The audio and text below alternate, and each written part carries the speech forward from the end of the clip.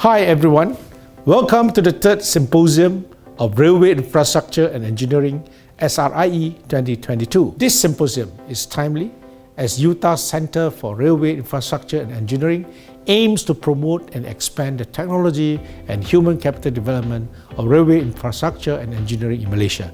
This center will work with other Malaysian government organizations, railway operators, industrial players to promote interdisciplinary research in railway infrastructure engineering, socioeconomics, education, training and service. See you at SRIE 2022. Greetings to all participants. UTAR strongly support the initiative from the government in facilitating the development of the railway industry in our country. The third Symposium on Railway Infrastructure and Engineering, SRIE, provides opportunities for delegates to gain better exposure and exchange ideas on the development and technology advancement in railway and foster the networking among industry players to establish further collaboration. Do join the third Symposium on Railway Infrastructure and Engineering at UTAR Sungai Long campus.